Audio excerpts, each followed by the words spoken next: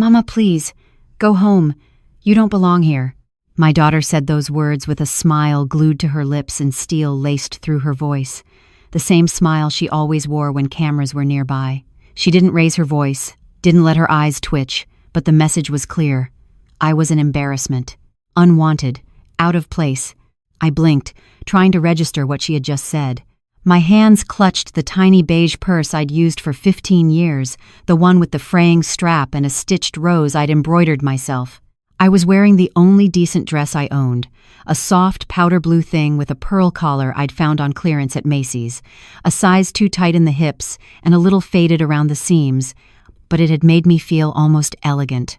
Let me start with the moment I realized my daughter, the one I'd poured every drop of myself into, no longer saw me as part of her story. I came to Harvard that day because she was being honored. Dr. Jade Thompson. My Jade. They were naming her one of the top women of color in medicine across the country. There were banners with her photo, press releases with her quotes, university staff calling her an icon for the next generation. I came by bus, Greyhound. 3 hours from Newark to Boston. I wore the best dress I owned, powder blue, short sleeves, a little lace along the collar. I bought it secondhand 2 years ago for Easter Sunday and saved it in a dry cleaner bag just for special occasions. I polished my shoes the night before, set my alarm for 4:30 a.m. I came to sit quietly in the back, watch her walk across the stage, and whisper, "That's my girl," to no one in particular. Instead, I was met at the entrance by confusion. The woman with the clipboard didn't find my name on the list. She gave me that look, half sorry, half suspicious. Right then, Jade appeared, right on cue, like always. She moved with grace, elegance, the confident smile of someone used to being watched. But when she saw me, her eyes flicked with something sharp. She stepped close, leaned in, and that's when she said it. "Mama, please, go home. You don't belong here." I blinked. My hands tightened around the small beige purse I'd carried for years, the one with the worn strap and the stitched flower. "Jade," I whispered, "I came to see you speak. That's all." She glanced around, lowered her voice. "You can sit in the back, but please don't come up. There are donors here, reporters. It's not the time." Then, before I could respond, a tall man in a gray suit walked over someone from the faculty, I guessed. He looked at me, then at Jade. "Is this your mother?" he asked, almost pleasantly. Jade hesitated, just long enough for the chill to reach my chest.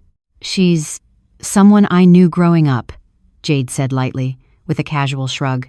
My heart stopped. The professor's smile faltered. "Oh, my mistake."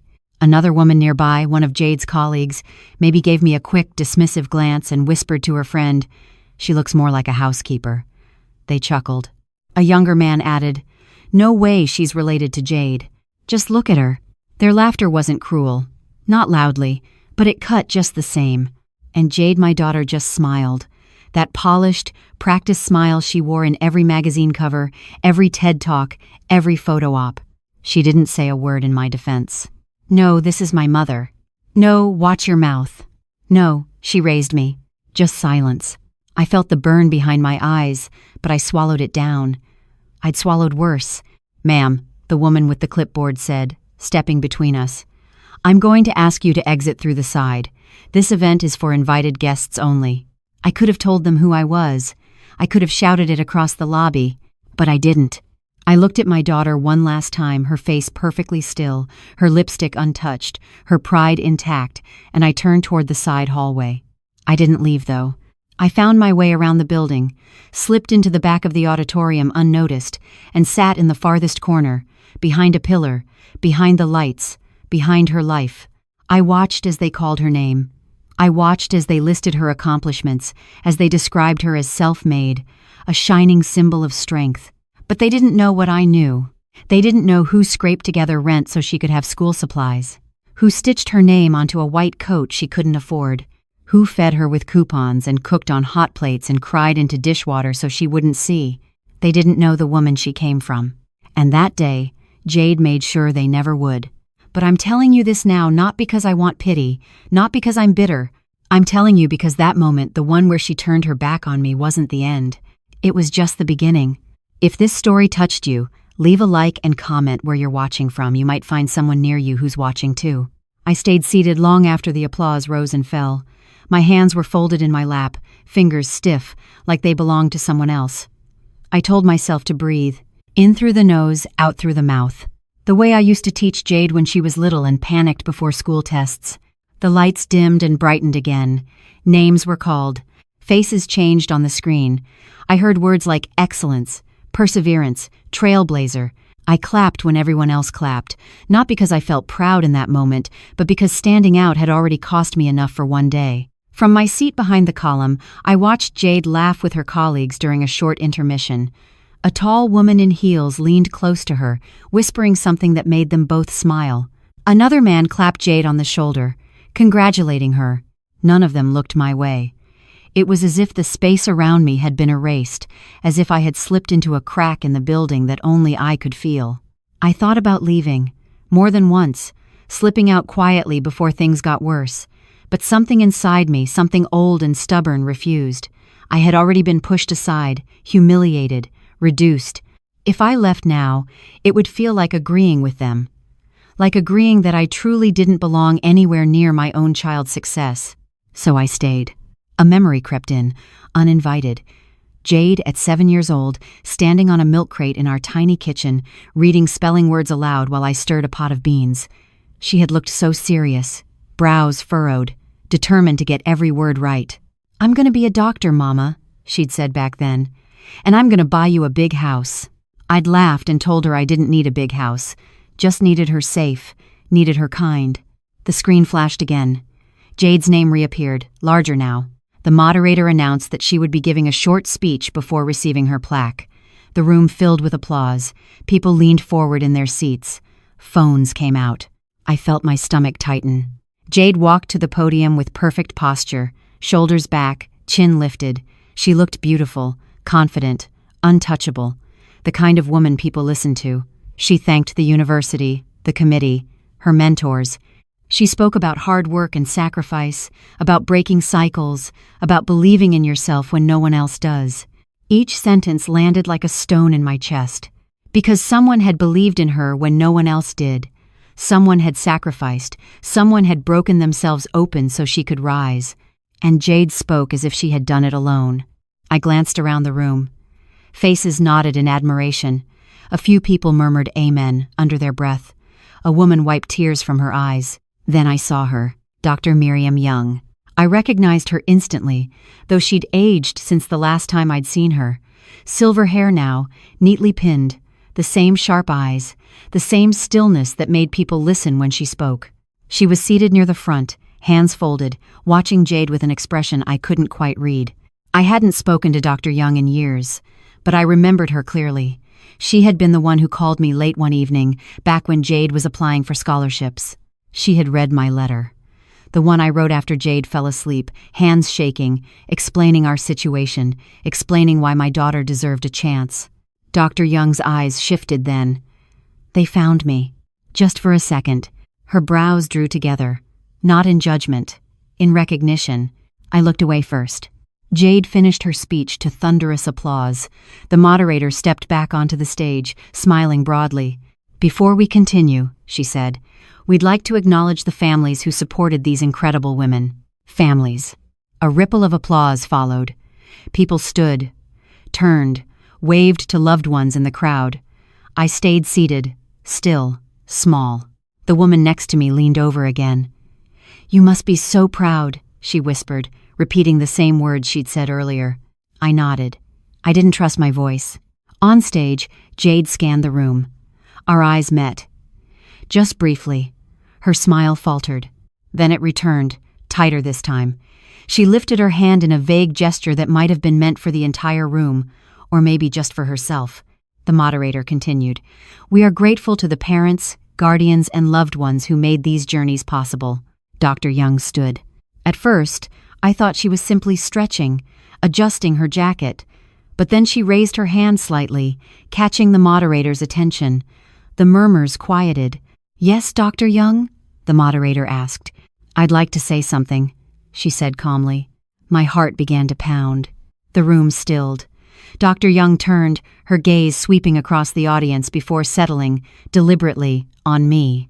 "There is someone here today," she said, her voice steady and clear, "who was instrumental in shaping one of the women we are honoring, someone whose contribution has not been acknowledged." A hush fell over the room. Jade stiffened. I saw it from where I sat, the subtle tightening of her shoulders. "Dr. Young continued, "Years ago, when this institution reviewed a scholarship application that would change a young woman's life, we received a letter, not from the applicant but from her mother." My breath caught. That letter, Dr. Young said, told a story of sacrifice, resilience, and love.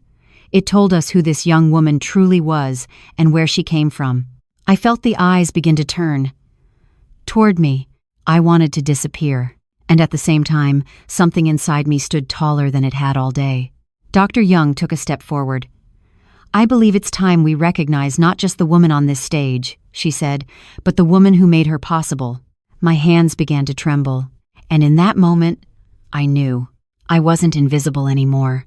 For a moment, it was as if the air itself had thickened every breath, every sound suspended in the space between Dr. Young's words and the audience's reaction. I sat frozen, my hands clasped tight in my lap, unsure if I should stand, run, or disappear into the floor. Dr. Young remained standing, composed, her voice firm but warm. "I would like to invite Mrs. Lorraine Thompson to stand. She's here with us today." I didn't move. I couldn't. Every eye in that auditorium seemed to turn at once.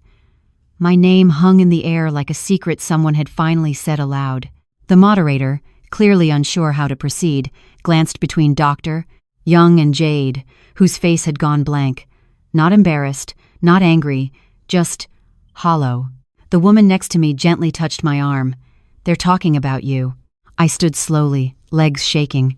I hadn't stood to be seen in years. Not really. Not in a room like this.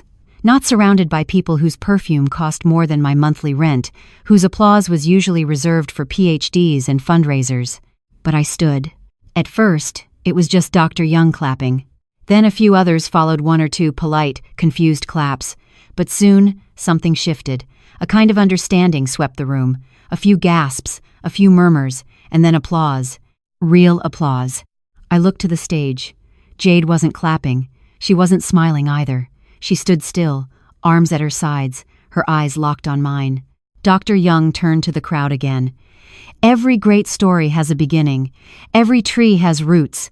Mrs. Thompson was not only the root but the soil and the rain that nurtured her daughter into the woman we see today." She stepped back and nodded to me. I didn't know what to do. I didn't want a microphone. I didn't want a spotlight. I only wanted the one thing I had always wanted, for my daughter to be proud of me. I gave a small nod, sat back down. My heart was pounding so loudly I barely heard the moderator thank Dr. Young and move the program forward. I sat through the rest of the ceremony in silence. The applause no longer stung. It wrapped around me like a blanket I hadn't known I needed. But the cold from Jade's stare that lingered. After the event, I tried to slip out quietly. The crowd funneled into the lobby, chattering, posing for pictures, exchanging business cards. I kept my head down, walking slowly toward the exit. "Mrs. Thompson?" A soft voice called behind me. I turned. It was a young woman, no older than Jade, with tears in her eyes. "I just wanted to say thank you," she said. "I don't know your daughter, but I know what it means to be raised by someone like you. My mom cleaned offices so I could go to college. We don't say it enough, but women like you, you're everything." I couldn't speak. I simply touched her hand, nodded, and kept walking. Outside, the air was sharp and clean. A breeze rustled the trees, tugging at my dress. I wrapped my cardigan tighter around my shoulders. I thought I'd made it out unnoticed, but then I heard the sound of heels behind me. "Jade." "Mama," she said. Not coldly, not kindly either, just tired. I turned to her slowly. "That was not how this was supposed to go," she said. "I didn't ask for that." "No," I said. "You didn't, but you also didn't stop it." She looked away. This was supposed to be my day. It was, I agreed. And it still is. No one took that from you. I have Dovely. Jade crossed her arms, defensive. "You don't understand. These people, They see where you come from, and they think less of you. I had to fight for every bit of respect I've earned. My voice stayed calm, but it trembled underneath. And did you think I never fought? That I didn't earn respect just in different rooms? Different clothes? You think I'm less because I wasn't standing on a stage? She didn't answer. I stepped closer. I didn't come here to be honored. I came to see you. That's all. But when they laughed at me when they called me your housekeeper, you said nothing. You let them. Her eyes filled, but she blinked the tears back. I was trying to protect what I built, she said. And what about who built you? I asked. That landed. She looked down at her feet. I didn't wait for a response. I turned to leave, my bus schedule already folded in my purse. But before I stepped off the curb, I heard her voice again. Mama. I paused. I'm sorry. End quote. It wasn't much. It wasn't everything. But it was something. And it was more than I thought I'd ever hear from her again. I didn't cry on the bus ride home. The Greyhound was half empty, humming along the highway as twilight settled over Massachusetts. I sat by the window, forehead leaning against the cool glass, the small paper bag from the reception still unopened on my lap. Inside was a cookie, a keychain with Harvard's logo, and a thank you note printed in gold script that didn't feel meant for people like me. For most of the ride, I watched the trees blur past, brown and green against the fading sky. Every so often, a memory would push through. Uninvited Jade as a child, Jade as a teenager, Jade refusing to look at me after Dr. Young spoke. My daughter had said, I'm sorry, but apologies were tricky things. Sometimes they were band-aids. Sometimes they were walls. I wasn't sure yet which one hers would become. It wasn't until we crossed into New Jersey that I allowed myself to exhale. My body ached in places that had nothing to do with age and everything to do with being unwelcome. I felt like I had traveled 1,000 miles just to realize I had no place left to stand. Back in Newark, I walked home from the bus station. The streetlights flickered, same as always. A couple of kids zipped past on scooters. A corner store blared soft jazz from a dusty radio. The air smelled like fried food and warm pavement. I lived in the same apartment I'd had since Jade was 12. Third-floor walk-up. No elevator, no central air, but it was mine. Rent-controlled, praise the Lord. The super was a drunk, but fixed the heat in winter. Miss Dottie across the hall always watched my plants when I visited Jade back when I was still allowed to visit. I let myself in, dropped my purse on the little table by the door, and sank onto the couch. The silence was a comfort, not a punishment. After a while, I got up and changed into my house clothes, pulled my hair into a wrap, turned on the kettle. The apartment was filled with things Jade had left behind, old books, a trophy from her middle school science fair, a photo on the fridge of us at her high school graduation, my arms tight around her, both of us beaming. I stared at that photo longer than I should have. Then I picked it up, gently, and placed it inside the drawer. I didn't want to look at it right now. Maybe not for a while. The next morning, I opened the front door to find a manila envelope on the floor. No return address, just my name, handwritten in thick, careful letters. Inside, a letter from Dr. Miriam Young. Mrs. Thompson, I hope you don't mind that I found your address. It's been a long time, but I never forgot you. I don't know if you remember the conversation we had when Jade applied for the Peterson Scholarship. I remember it clearly. I remember your voice trembling on the phone, trying to explain why you were the one writing the letter instead of Jade. What struck me wasn't just your honesty, it was your clarity. You believed in your daughter's potential more fiercely than anyone I had ever encountered. I approved that scholarship not just because of her grades, but because of your conviction. Yesterday, I saw something that broke my heart. I saw a woman erased from her own story. I stood up not to shame Jade, but to remind the room of the truth. You are not forgotten, Mrs. Thompson, and you never will be. If you're willing, I would love to speak with you more. There is something I'm working on, and I think your voice needs to be a part of it. Warmly, Miriam Young. I read the letter 3 times. My first reaction was suspicion. Nothing good ever came easily, especially to women like me, but something about the tone, earnest, not polished, softened me. Dr. Young wasn't offering pity, she was offering recognition, and maybe something more. Later that day, my landline rang. I still had one, out of habit. It was Miriam. I hope I'm not intruding, she said. "You're not," I replied. "I got your letter. I'm glad." She told me she was organizing a speaker series, not just for doctors, but for the people behind them, parents, janitors, cafeteria workers, all the invisible hands that held up the medical community. "I want people to hear your story," she said. "Not Jade's, yours." I was quiet for a while. "I'm not a speaker," I said. "You're a truth teller," she replied. "That's rarer." I didn't give her an answer then. I said I'd think about it, and I did. All night. By morning, I had decided. If my own daughter wouldn't tell the truth, then maybe I needed to tell it myself. I didn't tell Jade about Dr. Young's letter. At first, it wasn't a decision, it was instinct. The same instinct that had taught me when to speak and when silence was safer. For 30 years, silence had kept the peace. It had kept the lights on, the fridge stocked just enough, the roof over our heads. Silence had been my shield.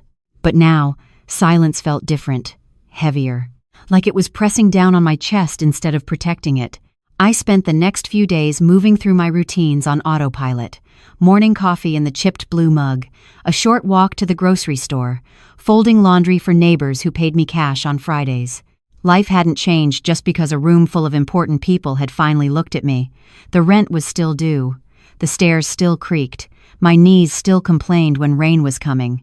And yet, something inside me had shifted. I kept rereading Dr. Young's letter. The words truth teller circled in my mind like a dare. I had never thought of myself that way.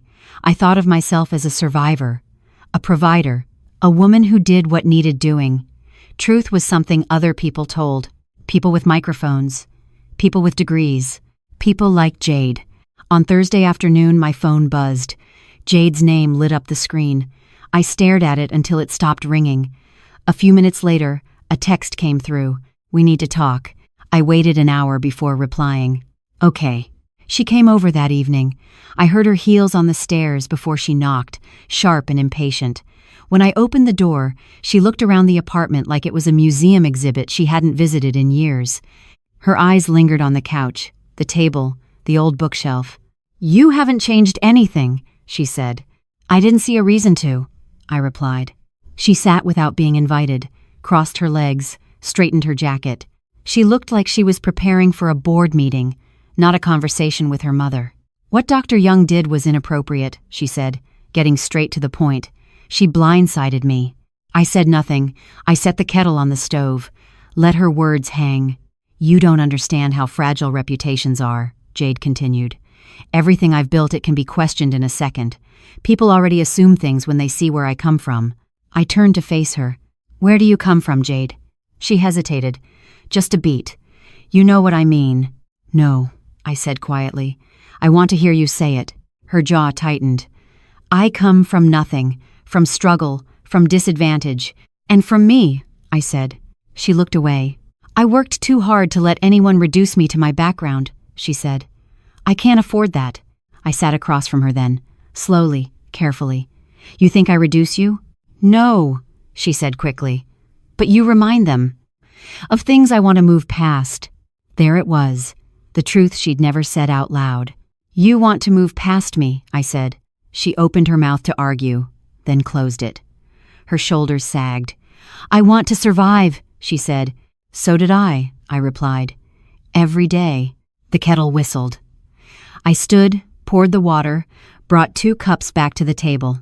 She didn't touch hers.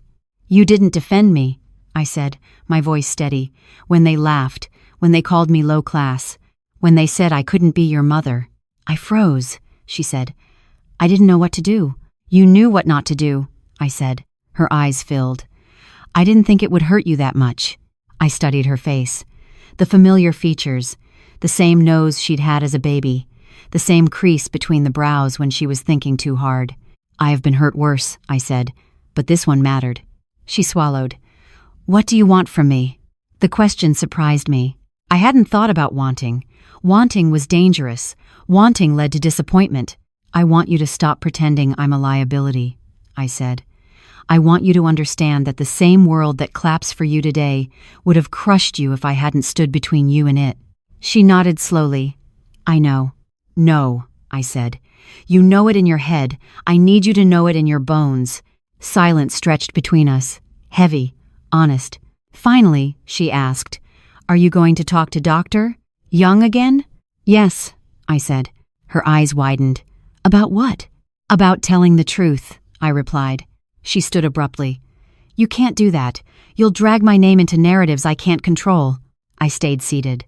"You already lost control when you let them erase me." She looked at me then, not with anger, not with fear, but with something like realization. "You're serious," she said. "I've always been serious," I replied. "You just didn't notice." She left without another word. That night, I called Dr. Young back. "I'll do it," I said. "Do what?" she asked gently. "I'll speak," I said. "But not to embarrass anyone, not to get revenge. To tell the truth," she said. "Yes," I replied, "because silence has already cost me enough." The day I agreed to speak, I cleaned the apartment from top to bottom. It wasn't that anyone was coming over, I just needed to move. To do something that made me feel in control of my space, my time, my story. I washed the curtains, wiped down the windows, mopped the kitchen floor twice. Even the plants on the windowsill looked surprised to see me pay them such attention. Dr. Young called again that afternoon. She asked if I'd be willing to meet in person, maybe at a cafe near campus where she held her small meetings with community members. "It's casual," she said. "Nothing fancy, just a conversation." I hesitated. I didn't like the idea of going back to Cambridge. I had already felt like a ghost there once. But she added gently, "This is your story, Mrs. Thompson. I'm not inviting you into a world that doesn't belong to you. I'm trying to make space where it should have been from the start." So I said yes. I wore the same powder blue dress. Not because I didn't have anything else, but because it reminded me of the moment I stopped hiding. The fabric had held my shame. Now I wanted it to carry my strength. The cafe was small, tucked between a bookstore and a florist. It had wood-paneled walls, soft jazz playing from speakers near the ceiling, and the smell of cinnamon and old books in the air. I arrived 10 minutes early, ordered a tea, and sat near the window. Dr. Young arrived exactly on time, dressed in a cranberry-colored coat, glasses perched on her nose. She looked like someone who belonged in history books, not just because of what she had done, but because of how she carried herself. Gracefully, unapologetically. "Thank you for coming," she said, settling in across from me. "How are you feeling?" "Like I'm stepping into a room I was never allowed to enter," I replied. She nodded slowly. "Sometimes those are the rooms that need us most." We spoke for nearly an hour. She asked about my childhood, my first jobs, raising Jade alone. I told her about the night shifts, the time I sold my wedding ring to pay for a school uniform, the time Jade got pneumonia, and I sat beside her hospital bed humming gospel songs through clenched teeth. She listened, really listened, not with the polite nod of someone waiting to speak, but with the stillness of someone collecting something sacred. "I want to include your voice in a new project," she said finally. "It's a series of oral histories, women who built lives for others while being overlooked themselves. We'll record your story, publish transcripts, maybe even release it as part of a podcast." I stared at her, unsure. "What if people twist it? Use my words against Jade?" "That's up to her," she said gently. "Not you." I sipped my tea. "You're asking me to stand in the light. I'm inviting you to," she said, "but you've already done the hardest part. You stayed standing. If you are, go." I thought of all the times I had crouched in the shadows, parent-teacher conferences where I sat at the back, job interviews I skipped because I didn't own a good pair of shoes, even Jade's graduation, where I clapped quietly while others held signs and shouted, "No more."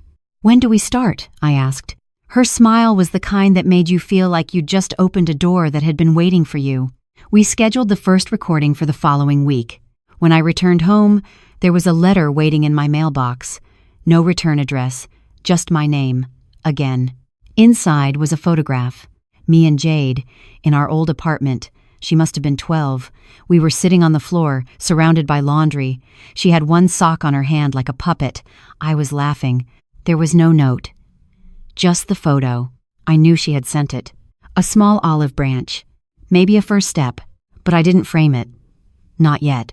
I tucked it into my Bible, right between Psalm 27 and 28, because forgiveness is a promise, but rebuilding, that's a choice you have to make every day.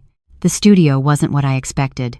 I'd imagined big, shiny microphones and glass walls, like something from the radio stations I used to hear in the back of taxicabs. But the space Dr. Young brought me to was much smaller. A repurposed office tucked into a community center, lined with mismatched chairs and egg crate foam tacked to the walls. The table was old, maybe once used for church dinners or bingo nights.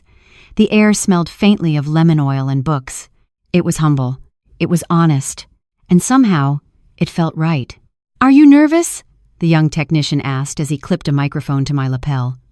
His name was Corey, soft-spoken, probably no older than my Jade had been when she graduated med school. "I've done scarier things with less warning," I said. Dr. Young smiled. "Just speak the truth, Lorraine.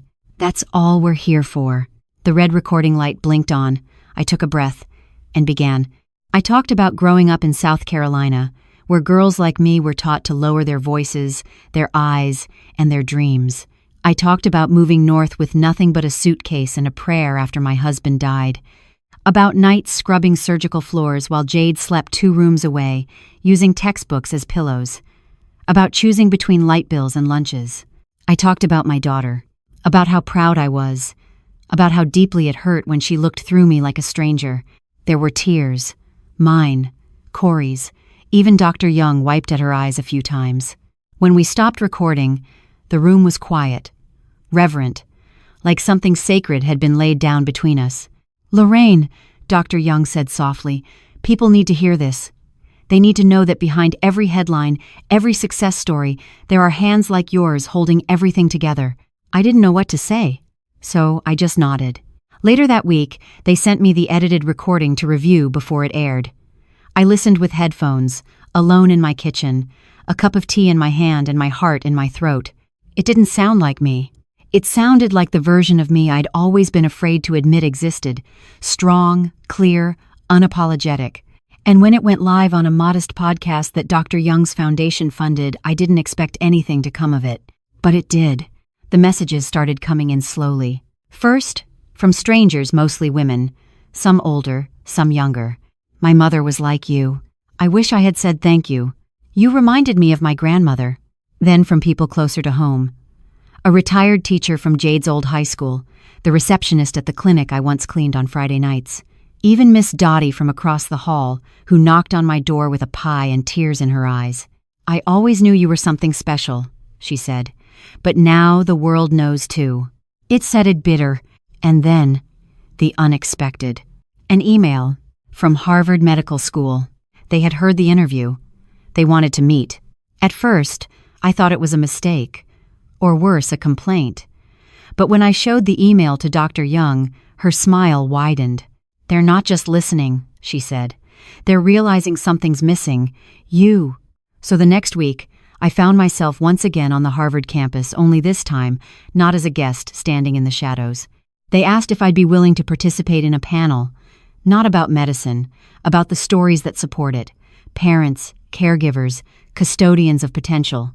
They said my voice matters. I told Dr. Young afterward. "It always did," she replied. "They just finally turned down the noise enough to hear it." And Jade? She didn't call. Not right away. But I knew she knew. Because that night, another envelope arrived. Inside, a handwritten note. It said, "I listened to your story. I didn't know you still remembered the night with the science fair trophy and the dollar store crown. I forgot how proud I used to make you. I'm sorry I made you feel ashamed of me instead." Yeah, I sat with the letter in my lap for a long time. Then I picked up my phone and texted her. I never stopped being proud. I just stopped being silent. I didn't expect the applause. Not again. But there I was, standing behind a long wooden table at the Harvard Community Forum, holding a microphone with both hands so it wouldn't shake. The room was packed. Students, professors, alumni, people I once thought I'd only ever clean up after were now leaning forward in their seats, listening to me. The moderator introduced me as Mrs. Lorraine Thompson, featured in the recent oral history series titled Invisible Foundations. They used words like trailblazer and unsung hero. I heard them, but I didn't wear them. Not like Jade wore her titles. I wasn't there to impress anyone. I was there to speak what needed saying. "My daughter's name is on a plaque in one of these buildings," I said, my voice clear. But the things I gave her, my time, my labor, my love, they don't leave behind plaques. They leave behind people. The room went still. I continued. There are thousands of mothers, fathers, aunties, grandmothers, neighbors, folks who work the night shift, who skip meals so their kids don't have to, who raise doctors and lawyers and senators without ever being invited to the stage. And I don't need a title. I just need the truth to be told. People started clapping then. Not politely, not because they were supposed to, but because something landed. After the panel, a young woman with a baby strapped to her chest approached me. "Mrs. Thompson," she said, "I'm in my second year of medical school. My mom cleans houses. She doesn't think she's done anything special. But listening to you, I'm going to tell her tomorrow.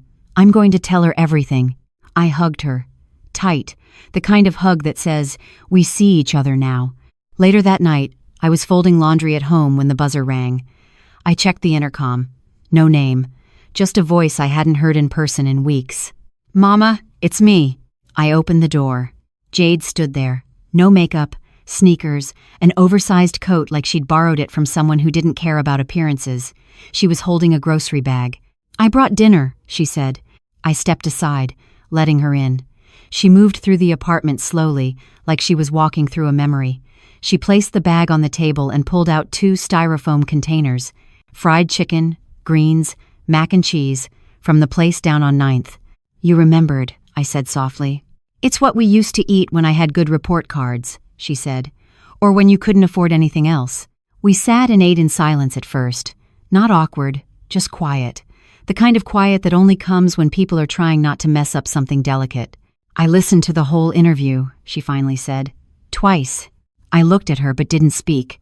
"You told it straight. You didn't hold anything back." "No reason to," I said. She nodded, pushing food around her plate. "I was scared, Mama, that if people saw where I came from, they'd respect me less, that if they saw you, they'd stop seeing me." I didn't answer right away. I wanted her to sit with that. Then I said, "What you never understood was, they already saw you, but they didn't see me, and you let them keep it that way." Tears welled in her eyes. "I'm sorry," she whispered. "I thought I had to choose between loving you and being respected." "You don't," I said. "But if you do, you're in the wrong rooms." We didn't hug. Not yet. But she stayed late. We watched old reruns of The Jeffersons. She laughed like she used to, head thrown back, loud and unashamed.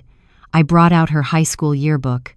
We looked at it together, page by page, her fingers tracing faces long forgotten. And when she got up to leave, she paused at the door. "I want to tell my side," she said. "What side is that?" I asked. "The part where I forgot who I was raised by. The part where I come back." She came back the next weekend with a notepad. Jade never brought notepads unless it was serious. Not for birthdays, not for Thanksgiving, only for work, strategy meetings, grant proposals. She sat at my kitchen table, pen in hand, glasses on, and looked at me like I was her first case study in empathy. "I want to record an interview," she said, "with you, for my personal project." I raised an eyebrow. "You're what?" "I'm starting a podcast," she replied. "Not about medicine. About beginnings. About where people really come from. I want to tell the truth, my truth, and yours, together." I was quiet for a long moment. "Is this for Harvard?" I asked. "No," she said quickly. "This isn't about accolades. It's about making things right." And just like that, the ground between us shifted. Not leveled, not yet, but softer. I agreed, but on one condition. You come to me, my space, no studios, no handlers, just us. She nodded. "Deal. We're finos." That Sunday, she came back with a small microphone, 2 mugs of coffee, and no script. We sat facing each other, the microphone between us like a bridge. She hit record. "Tell me about your mother," she began. I laughed, a little caught off guard. "You're starting with my mama?" "I want to know the beginning of you," she said. So I told her. About my mother who ironed church dresses with a heated spoon because we didn't have an iron. About learning to cook by watching Neighbors because Grandma passed too soon. About the first time I stood up to a man who spoke to me like dirt and realized I had a voice. Then she asked, "What did you dream of before me?"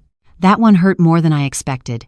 Not because I didn't have dreams, but because I had buried them so deep. I wanted to open a bakery, I said, with lemon pies and sweet potato rolls and signs that said, "Come in, you're already family." She smiled. "You never told me that." "You never asked," I said, not unkindly. She took that in, then asked something harder. "When did you know I was starting to pull away from you?" "The day you brought home that brochure for your first pre-med summer camp," I said. "You didn't show it to me. I found it in the trash." She swallowed. "I was ashamed of where we lived." "I know," I said. "I also knew you were trying to survive, but every time you hid me, I had to survive that too." End quote. There were tears, but they didn't stop the conversation. Jade shared things she'd never said aloud. How a classmate once called her ghetto genius in college and she laughed, just to fit in. How she stopped inviting me to ceremonies not out of cruelty, but because she was terrified I'd be judged before anyone even met me. "I thought I was protecting you," she said. "You were protecting yourself," I replied. "But I understand. You were a black woman in white rooms. I just wish you hadn't left me in the hallway." Silence. Long. Deep. And then she said, "I'm sorry, Mama, but I'm here now." We talked for hours. The sun moved across the window. The shadows changed on the floor. We didn't cover everything, but we started. The next day, she uploaded our episode. She titled it, "The Mother I Tried to Hide." The response was immediate. Hundreds of downloads, messages from strangers and colleagues, other professionals admitting they too had buried parts of themselves to survive, mothers thanking us for saying the words they never heard in their own homes. Even the dean of her hospital sent a note. "Brave," it said, "and overdue." Later that week, we went for a walk together, just us, like we hadn't done in years. She didn't wear heels. I didn't wear my shame. We walked through the park, leaves crunching underfoot, and for the first time in decades, I didn't feel like someone she had outgrown. I felt like her mother again. They asked me to speak at Jade's hospital. Not at a ceremony, not at a fancy dinner, at a training, for the new interns. At first, I thought there'd been a mistake. Why would a hospital want a woman like me to stand in front of a room full of medical graduates? But then I read the email. "We believe our students can learn more than anatomy and diagnoses. They need to understand humanity. And who better to teach that than the woman who raised one of our finest?" It wasn't signed by Jade. It was signed by the chief of medicine. Still, I knew Jade had something to do with it. She drove me there herself. No car service, no assistant, just her, behind the wheel of a Toyota Corolla she hadn't driven in months. "You sure you're ready for this?" she asked as we pulled into the hospital parking garage. "I've been ready my whole life," I said. The auditorium was smaller than I expected. Bright, clean, filled with young faces, some tired, some nervous, most glued to their tablets. They wore white coats with creases still fresh from packaging. I stood at the front, a microphone clipped to my collar, hands resting on the podium. "I'm not a doctor," I began, "but I've raised one, and I've cleaned the floors of hospitals like this longer than some of you have been alive. So I've seen things, and I've learned a few truths I want to pass along." The room quieted. "You will meet people on the worst days of their lives. They won't remember your GPA, your residency, or your awards. They'll remember if you looked them in the eye, if you called them by their name, if you listened when it was easier to rush out the door." Heads started to nod, phones lowered. "You'll treat wounds, yes. But you'll also walk into rooms where grief lives, where language is a barrier, where dignity is all some folks have left. Don't take that from them." I told them about the time I mopped around a patient who'd just been given a terminal diagnosis. No one sat with her. No one held her hand. So I did. I told them how sometimes the most healing thing isn't a prescription, it's presence. By the time I finished, there was no applause. Not right away. Just silence. Heavy. Thoughtful. And then a single clap. Then another. Then the whole room stood. I didn't cry. I just bowed my head and said, "Thank you." Afterward, several interns came up to shake my hand. One of them, a young Latina with a trembling voice, said, "My mom used to clean offices. I never saw her as part of this world, until now." Another one said, "You reminded me why I applied to med school in the first place." And then there was Jade. She didn't say much, just wrapped her arms around me in front of everyone. A full embrace, No shame. No hesitation. It wasn't just a hug. It was a declaration. Back at home that night, I sat on the porch with a glass of iced tea, watching the sun settle low behind the rooftops. Jade came out and joined me. She didn't say a word for a while, just sipped her tea. Then she said, "They're naming a new scholarship after you." I turned to her. "What?" "It's through the hospital. For students from low-income backgrounds. They want to call it the Lorraine Thompson Fund." I laughed, not because it was funny, but because it felt impossible. "I used to mop the floors in that building," I said. "Now they're naming parts of it after me?" "You built more than you realize, Mama," she said softly. "You didn't just raise me. You raised something bigger." And for the first time in a very long time, I let the tears come. Not out of pain, but out of peace. They sent me the mock-up of the scholarship plaque. It came in a sleek envelope, padded with care. When I opened it, my hands shook just a little, not from fear, but from the kind of reverence I usually reserved for hymn books or old photographs. The Lorraine Thompson Fund for Aspiring Healers from Underserved Communities. Underneath, a single line. "In honor of the unseen hands that hold up the future." I sat at the kitchen table, the plaque resting beside my tea, and stared at it until the sun shifted across the floor. Part of me still couldn't believe it. The other part, the one who worked graveyard shifts, clipped coupons, patched shoes with duct tape, she whispered, "You earned this." That Sunday, the hospital invited me back for a quiet dedication. No cameras, no press. Just a few donors, some faculty, and the first 2 students awarded the scholarship. One of them, a Haitian-American girl named Nadine, hugged me tight and said, "My grandmother raised me. She didn't go past 3rd grade, but she gave me everything. Now I can tell her we have a place in this building." The other was a young man from Detroit. Soft voice, bright eyes. He said, "They told me I got the scholarship not just because of my grades, but because of the way I talked about my mom. You showed them that matters." "And is provid." I smiled, held their hands, took pictures I would later tape to my fridge. Jade stood to the side during most of it, letting me have the moment, but when it was over, she pulled me aside and handed me a small box. Inside was a gold bracelet. On the inside, engraved, "Never invisible again." I touched the words with my thumb, blinking back tears. "I wanted you to have something to wear," she said.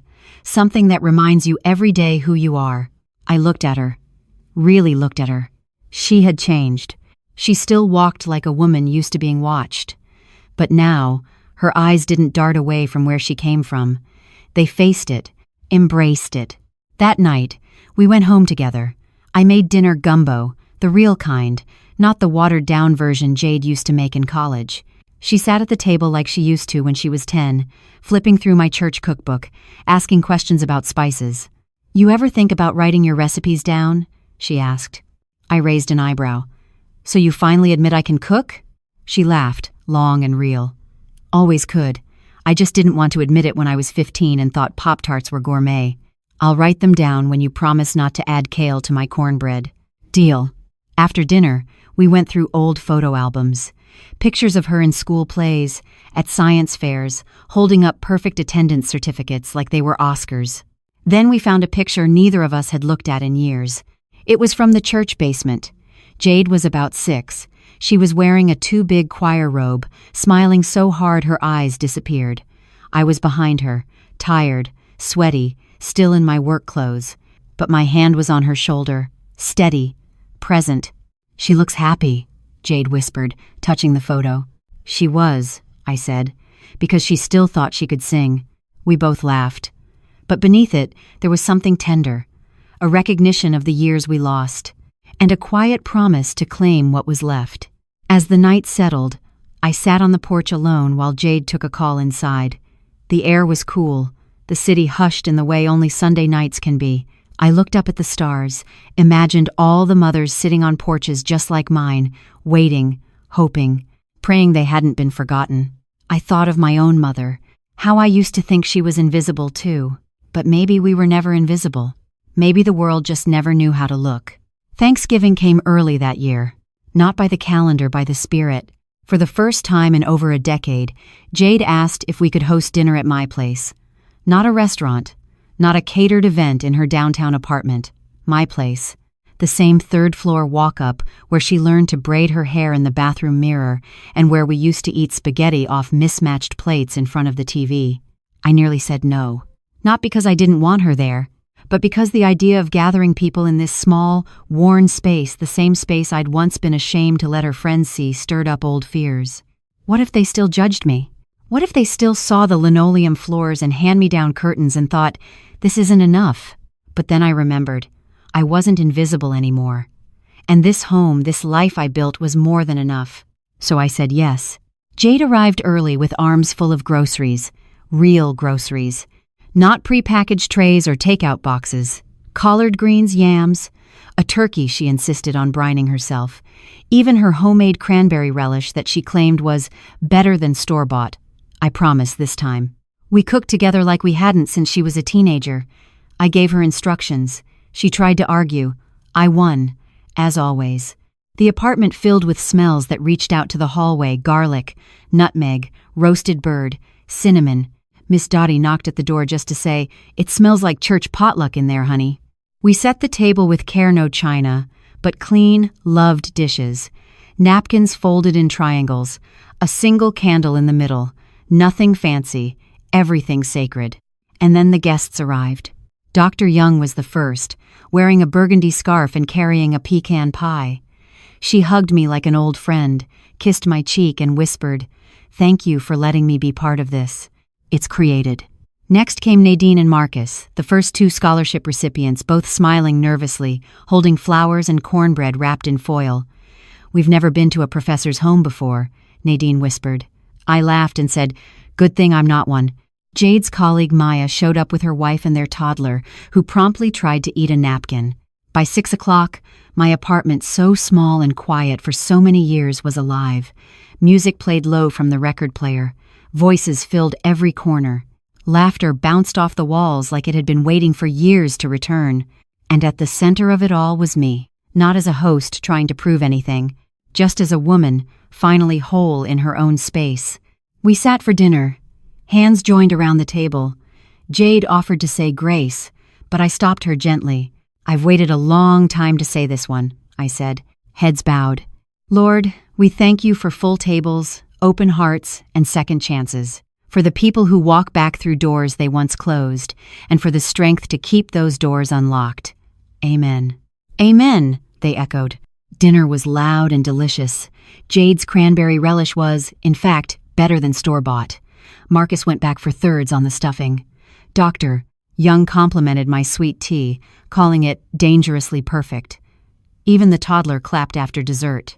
As dishes were cleared, Jade and I found ourselves alone for a moment in the kitchen. She leaned against the counter, drying her hands. "You did this," she said softly. "You brought all these people together." "I just opened the door," I replied. "They chose to walk in." She nodded, then added, "This feels more like Thanksgiving than anything I've ever had in my life." "Because this time," I said, "you showed up as yourself." She looked down, wiping a tear from the corner of her eye. "Mama, do you forgive me? For all of it?" I didn't rush to answer. Forgiveness, real forgiveness, takes time. It's not a blanket you throw over wounds. It's a stitch, a choice, a slow healing. "I'm still mending," I said, "but every time you show up like this, another thread gets pulled through." That night, after everyone left, I sat on the couch in the quiet glow of the candle still burning. Jade had gone to sleep in her old room, smaller now than she remembered, but familiar in all the right ways. I looked around at the dishes stacked in the sink, the crumbs on the floor, the folded chairs leaning against the wall. And for the first time in my life, I realized Thanksgiving didn't start with turkey or grace. It started the moment someone saw you, really saw you, and chose to stay. It was Jade who found the letter, tucked inside an old recipe book, sandwiched between the pages for peach cobbler and sweet potato pie. She was rifling through my shelves, looking for the cornbread recipe she never could quite get right. "Mama," she called from the living room, "did you know this book is falling apart?" "I've known since Clinton's first term," I called back from the kitchen. She laughed, then fell quiet. Too quiet. When I stepped into the room, she was sitting on the couch, holding the faded yellow envelope in both hands like it was something sacred. "Mama," she whispered, "this is from Daddy." I froze. The handwriting was unmistakable, broad loops, shaky from the accident, but still strong.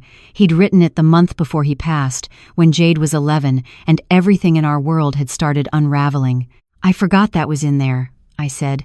My voice felt distant, like it belonged to someone else. "Can I read it?" she asked, eyes wide. I nodded.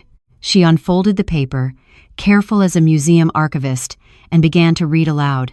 "Lorraine, if you're reading this, it means you're doing what you always do, keeping things together. I can't thank you for that enough. So instead, I want to remind you of who you are. You've been the glue, the fire, and the shelter. You've loved deeper than anyone I've ever known, and I need you to remember. Jade may carry my last name, but she carries your strength, your spine, your stubbornness, your dreams. She's going to forget that one day. She's going to think she got here on her own. Let her. That's part of growing up, but you don't forget what you gave. And one day, when she comes back, and she will, you don't need to say I told you so. Just be the open door. Love, Terrence." When Jade finished reading, her hands trembled. She folded the letter slowly, eyes glistening. "He knew," she whispered. "He saw this coming." I sat down beside her. We didn't speak for a long time. The room filled with the soft hum of the fridge, the ticking of the wall clock, and the unspoken presence of a man we both missed every single day. "He believed in you," I said finally, "even when I didn't know how." "I didn't make it easy," Jade replied. "No," I smiled, "but you made it worth it." Later that week, Jade asked if she could share the letter on her podcast. She wanted to do a special episode called Legacy, Letters We Leave Behind. "I want people to hear Daddy's words," she said, "and maybe read letters from other families too. What do you think?" I thought about it. Then I said, "You can share it, but read it from your voice, not mine." She nodded, understanding. It's time I carry the story too. The episode went live the following Monday. It opened with her voice, steady, emotional, older than it sounded 2 years ago when she first launched the show. She read Terrence's letter with reverence. Then she added her own reflections. She talked about forgetting, about the cost of ambition, about the grace of being let back in without punishment. And when she finished, she said something I hadn't expected. "I used to think success meant being the only one standing. Now I know it means bringing the people who lifted you up into the light with you." Messages flooded in, from fathers, from daughters, from people who never got the chance to say sorry or to forgive. We printed some of them out, taped a few to the fridge. Jade said she wanted to make a collage, a kind of living testimony. Later, we found more of Terrence's notes, scribbled in margins of books, tucked behind old photos. He hadn't left just one letter, he'd left a trail, of reminders, of wisdom, of love. Jade started collecting them, not to archive, but to learn from. She said, "I want to write letters too, for my future kids, for my patients, for anyone who might forget where they come from." And just like that, the next chapter of our family's story began, written not in silence, but in words that echoed with truth. It started with a bench. Jade called me one morning, her voice warm with excitement. "Don't make any plans Saturday afternoon," she said. "I haven't made plans since Bush was in office," I replied. "What's happening?" "It's a surprise. Just wear something nice." Saturday came. She picked me up in a car that smelled like fresh flowers and cinnamon. She'd clearly cleaned it just for me. She wore jeans and a sweater. I wore my church dress, the one with tiny embroidered daisies I used to save for Easter and funerals. She drove us to the old neighborhood park, the 1-2 blocks from the apartment, where she used to play tag and climb rusted monkey bars. It had changed over the years. New paint, new fence, but the trees were still the same. The creaky swings, the patch of grass that never grew right. As we walked in, I saw a small group gathered near the center.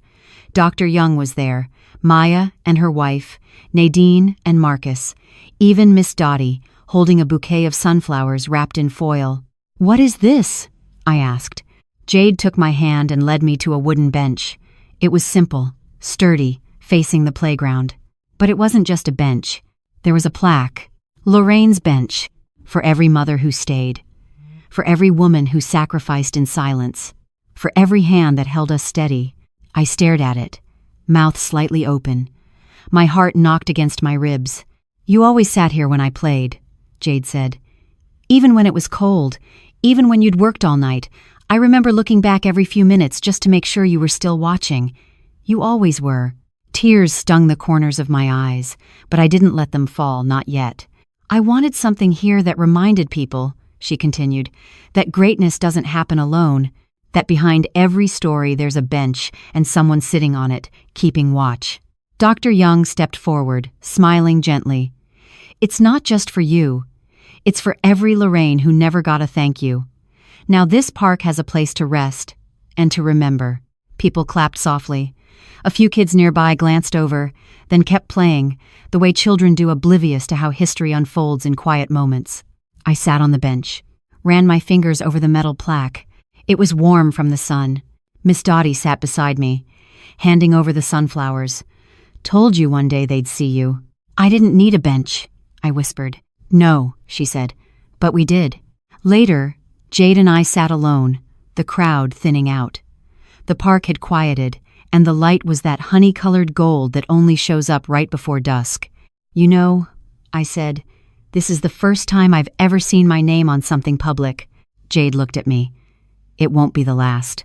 It's a not graft. I smiled, then asked, Are you still afraid? She thought for a moment. Not like before. I used to be afraid that if people saw all of me, the roots, the rough parts, they'd respect me less. And now? Now I realize the roots are what hold everything up. You're not something I have to rise above.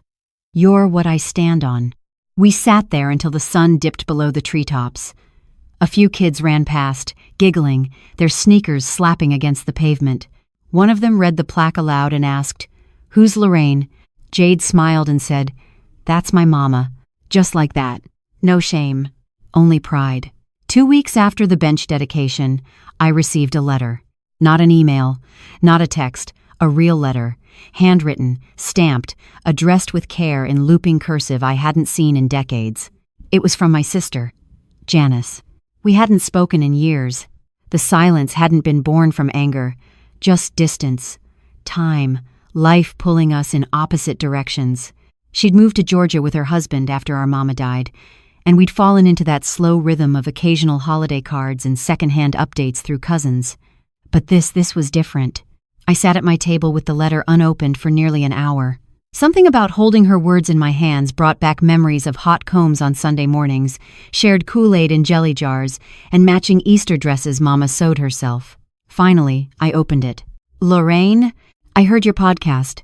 I didn't know what to expect, maybe some stories about Jade, maybe some church wisdom, but I didn't expect to sit in my living room and cry like I was back on Mama's porch in South Carolina. You spoke truths I've never had the courage to say. About pride, about shame, about raising children in a world that only sees the finished product, never the work it takes to get there. I just wanted you to know, I see you now. I think I always did, but I didn't know how to say it. Thank you for saying it first. Your sister? Janice. I pressed the paper to my chest, let the warmth of her words settle deep. I hadn't realized how much I needed to hear from someone who'd known me before motherhood, before grief, before silence became my first language. That same week, Jade came by with news.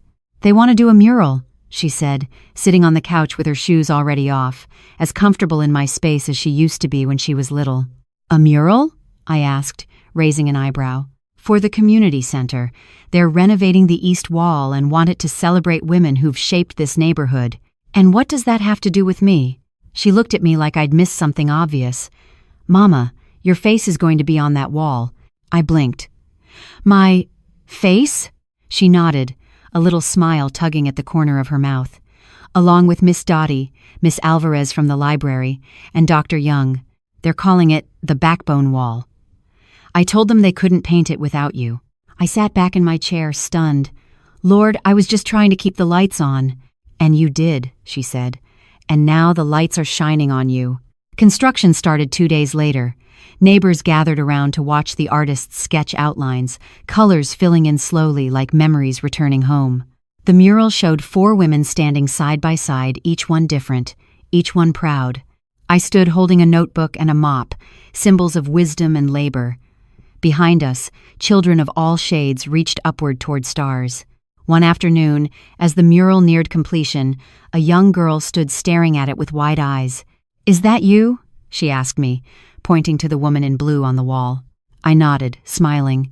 "It is." "Why'd they paint you?"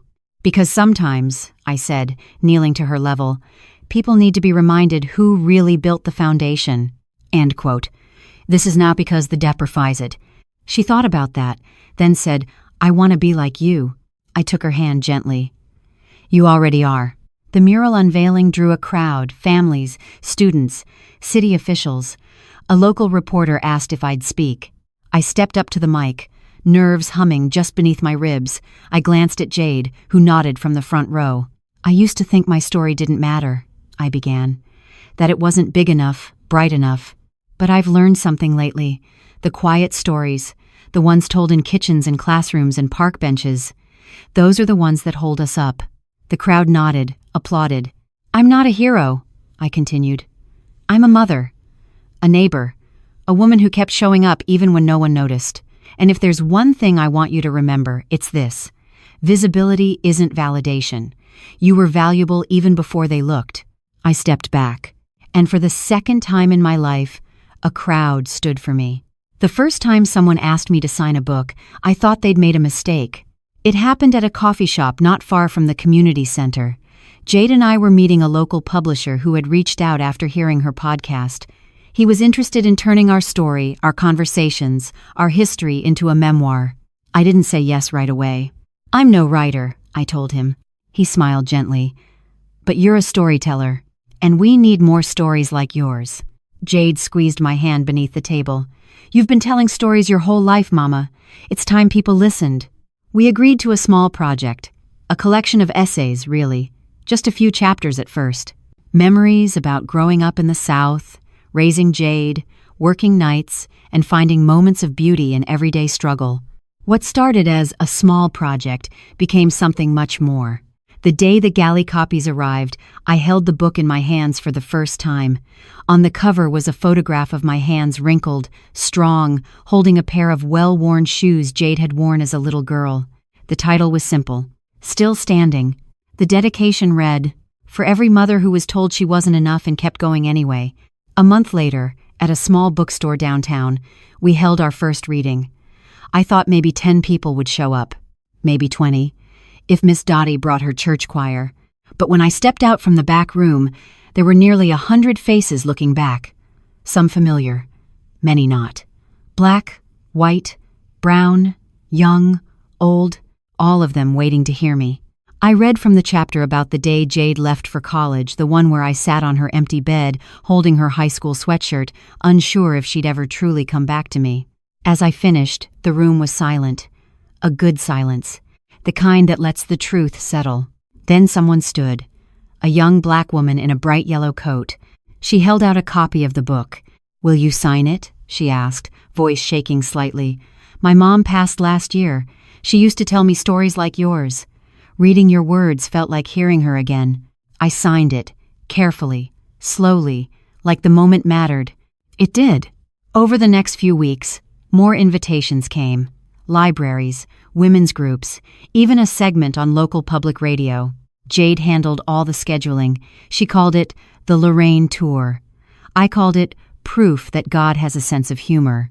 I never imagined my voice once dismissed, once silenced, would be broadcast on airwaves, or that strangers would write to say thank you, or that my own words would help them heal. But perhaps the most unexpected moment came when the hospital invited me back.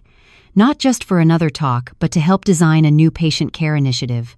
"We want to center compassion," the committee chair said. "Real compassion, the kind you've lived." They asked if I'd join the board. I laughed out loud. "You want me to sit at the table?" She smiled. "Miss Lorraine, you built the table." So I said yes. At our first meeting, I sat beside doctors and administrators, offering ideas about bedside manner, waiting room comfort, and how to speak to people who don't speak the same language, not just in words, but in life experience. One day, during a break, Jade turned to me. "You realize this all started with a bench?" I looked at her and said, "No. It started when I chose not to leave." And that was the truth.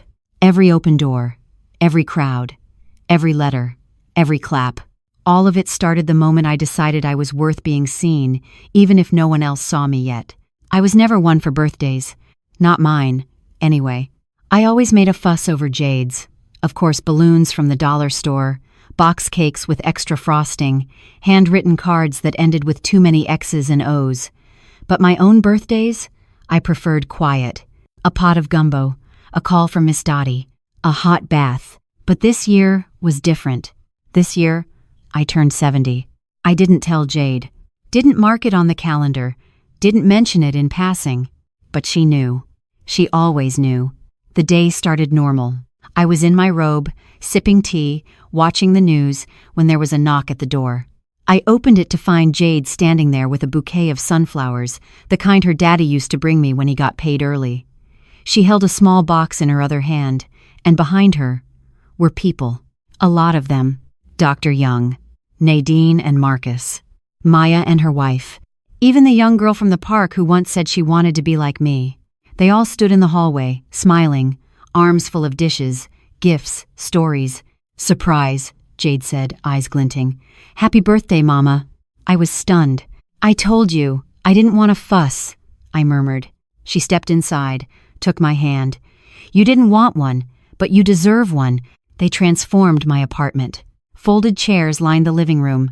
The kitchen table was covered in food, sweet potato pie, cornbread, collard greens, even a red velvet cake with 70 and Glorious written in loopy white icing. But the real gift came after dinner. Jade cleared her throat and stood in front of the room.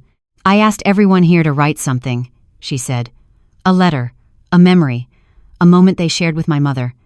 I'm going to read a few, and then I'll give her the rest to keep. She opened a folder and began. From Miss Dottie. Lorraine taught me how to keep going when my husband left. She said, you may be alone, but you're not abandoned. From Nadine.